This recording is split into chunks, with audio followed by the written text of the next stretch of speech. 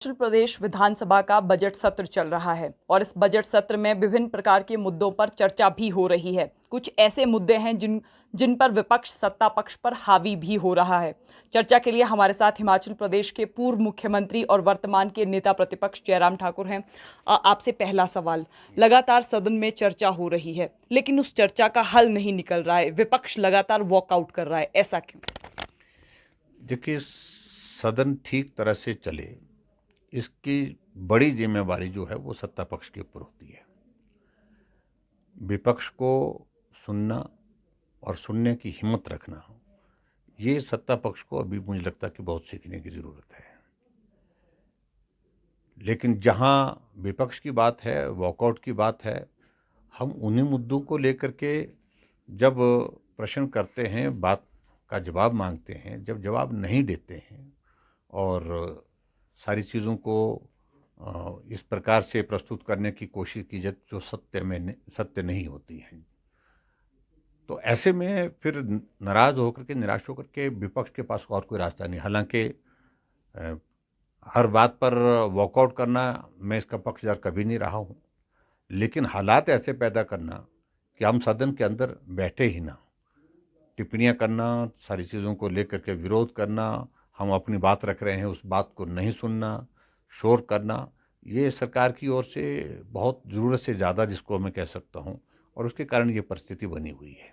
आपसे ये भी जानना चाहूंगी, आज नगर निगम संशोधन विधेयक को लेकर आपने वॉकआउट किया, लेकिन इस पर हिमाचल प्रदेश के उप मुख्यमंत्री ने कहा कि अब भाजपा ने नगर निगम चुनावों से पहले ही घुटने टेक दिए हैं और साथ में उन्होंने ये भी कहा कि भाजपा अपने कार्यकाल में तो नगर निगम के चुनाव करवा ही नहीं पाई।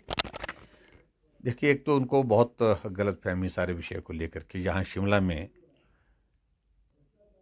हमारा मेयर था, डिप्टी मेयर था,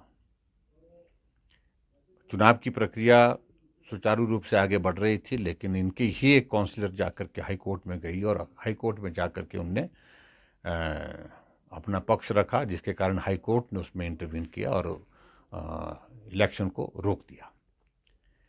और इसलिए हम जिम्मेवार नहीं हैं, और वो प्रक्रिया चलती रही, अगली हियरिंग की तारीखें चलती रही। उसके कारण फिर तब तक के लिए विधानसभा का चुनाव आ गया, और विधानसभा के चुनाव स्वाभाविक रूप से आने के पश्चात फिर ये संभव नहीं था कि स्टेट इलेक्शन कमीशन भी यहाँ कॉरपोरेशन के चुनाव कराते।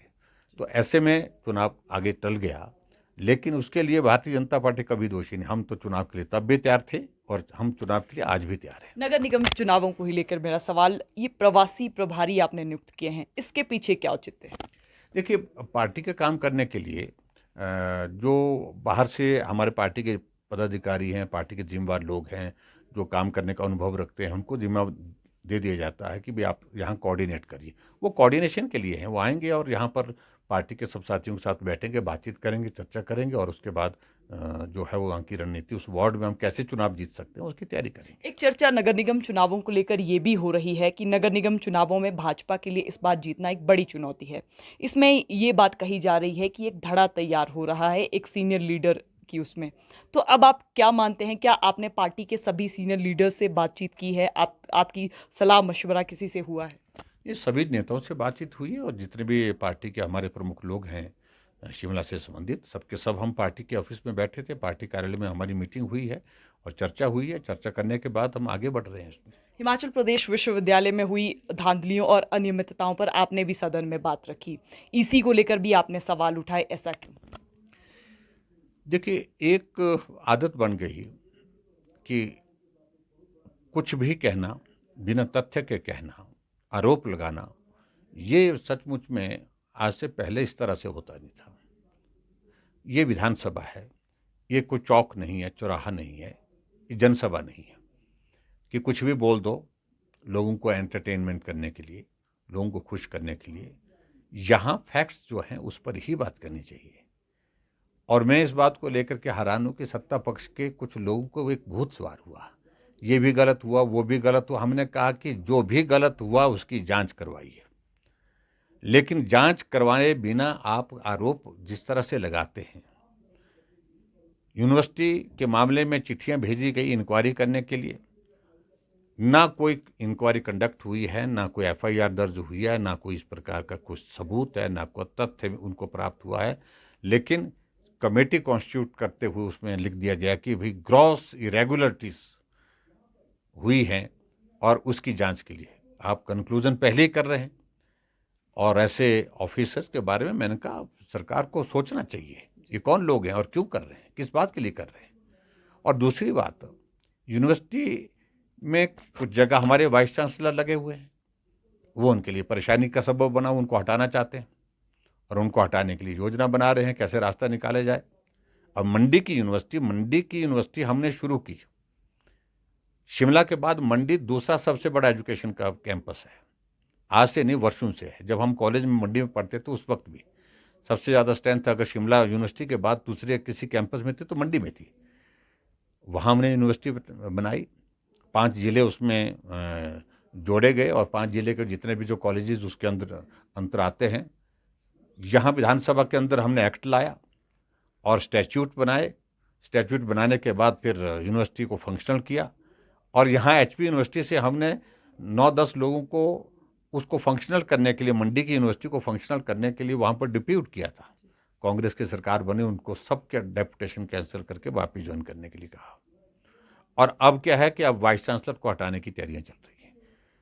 तो कुछ भी नहीं, सिर्फ एक राजनीतिक मकसद के साथ कि भारतीय जनता पार्टी के ज़माने के समय के जो अपॉइंटमेंट्स हुई पड़ी हैं उनको समाप्त करना, उनको रद्द करना, इस मकसद के साथ। और दूसरी बात, सबसे बड़ी बात, मैंने इस सरकार का जो एटीट्यूड देखा कि मंडी की यूनिवर्सिटी के पीछे तो ऐसे पड़े हुए जैसे पता नहीं हमने क्या कर दिया। तथ्य इनके पास है नहीं। और मैं तो सिर्फ यही कहना, आज भी यूनिवर्सिटी के बारे में, नॉन यूनिवर्सिटी के बारे में, हॉर्टिकल्चर यूनिवर्सिटी के बारे में बात कही जा रही थी, तथ्य नहीं। विधानसभा में प्रश्न का जवाब मंत्री दे रहे हैं कि कोई इरेगुलरिटी नहीं पाई गई, लेकिन उसके बावजूद भी कांग्रेस का विधायक उठ करके चीख के बोल रहा है कि वहाँ पर आप जांच के आदेश करेंगे। जब जांच के आदेश देने के लिए कोई विषय ही नहीं, मंत्री स्वयं जवाब दे रहे हैं कि कोई इरेगुलरिटीज में पाई नहीं गई है, न अपॉइंटमेंट में, न प्रमोशंस में। उसके बावजूद भी कह रहे हैं कि अब जांच, यहाँ पर जांच होनी चाहिए। किस बात की जांच होनी चाहिए? इसलिए ये इस तरह से बहुत दुर्भाग्यपूर्ण है। सिर्फ बदले की भावना से जो बात करने की कोशिश कर रही है वर्तमान, इस पर रुकना चाहिए। अब सरकार का 3 महीने से ज़्यादा का वक्त हो गया, आगे की सोचनी चाहिए, आगे का काम कैसे हो सकता है, उस बात को लेकर के विचार करना चाहिए। आपने सदन में आउटसोर्स कर्मियों का मसला भी उठाया था, जो निकाले गए आउटसोर्स कर्मी हैं। प्रदेश के मुख्यमंत्री ने इस पर जवाब देते हुए कहा कि भाजपा खुद तो कुछ नहीं कर पाई, हमें सलाह दे रही है। हिमाचल प्रदेश में लगभग 30,000 के करीब आउटसोर्स कर्मचारी हैं। हमारी सरकार ने मंत्रिमंडल की एक समिति का गठन किया था और मंत्रिमंडल की समिति के गठन के पश्चात हमने कहा कि क्या मदद हो सकती है इनके लिए, आने वाले समय में इनका भविष्य सुरक्षित हो सके। उस सारी चीज़ को लेकर के एग्जामिन किया बहुत डिटेल में।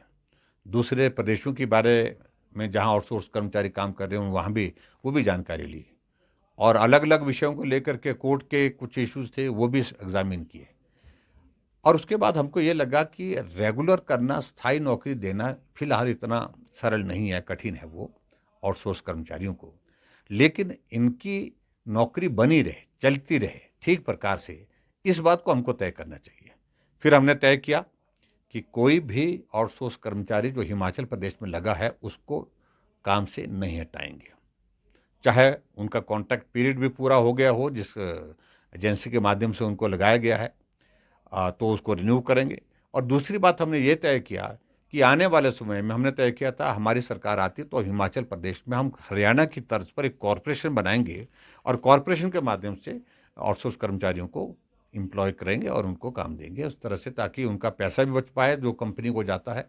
तो ऐसा हमने तय किया था। हमने तो सोचा, लेकिन इन्होंने 3 महीने के कार्यकाल में, वादा तो कांग्रेस ने ये किया था कि हम 5 लाख बेरोजगारों को नौकरी देंगे, और कहाँ 5 लाख रोजगार देने की बात कही थी, वहाँ हजारों की संख्या में उन आउटसोर्स कर्मचारी जो बेचारे, जिनको मैं कह सकता हूँ, बेचारे शब्द उचित नहीं है, लेकिन ऐसे हैं बेबस हैं बेचारे, जहाँ उनको और जगह कोई नौकरी, अच्छी स्थायी नौकरी, पक्की नौकरी, बड़ी नौकरी नहीं मिल पाती है, तो वो आउटसोर्स के तहत काम करते हैं।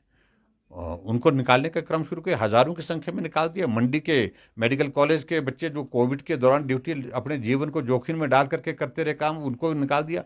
चंबा के निकाल दिए गए, वहाँ नाहन के निकाल दिए गए, और कई जगह दूसरे डिपार्टमेंट में भी। तो इसलिए हमने विरोध किया कि कम से कम आप रोज़गार देने की बातें करने के साथ सत्ता में आए हैं, और 3 महीने के बाद आपने रोज़गार तो किसी एक व्यक्ति को दिया नहीं, सिर्फ अपने साथियों के सिवाय।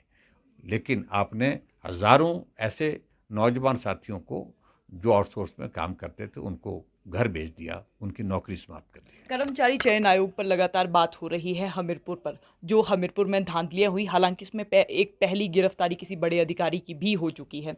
सारा आरोप आप पर लगा रहे हैं कि आप उस समय मुख्यमंत्री थे और आपके काल में ऐसा हुआ। देखिए, मुख्यमंत्री के कार्यकाल में अच्छी चीज़ें, कुछ चीज़ें, खराब चीज़ें, ये हमेशा सदैव होती हैं। ऐसा नहीं है कि किसी मुख्यमंत्री के कार्यकाल में सब अच्छा ही अच्छा हुआ, कुछ कमी छूट गई, ऐसा नहीं हुआ, ऐसा तो नहीं हुआ। सब जगह कहीं न कहीं इस तरह से सारी सिचुएशन रहती हैं। मुझे इस बात को लेकर के खेद है कि एक परिवार, एक व्यक्ति की इस सोच के साथ, जो जिस महिला के प्रति मेरा सम्मान है, लेकिन ऐसी महिला, जिस महिला ने सारा उस बहुत बड़े संस्थान को बदनाम किया, नौबत जहाँ तक आई उस संस्थान को बंद कर दिया गया। मैं समझता हूँ कि उनके खिलाफ तो कार्रवाई होनी चाहिए, दोषी जो हैं उनके खिलाफ कार्रवाई होनी चाहिए।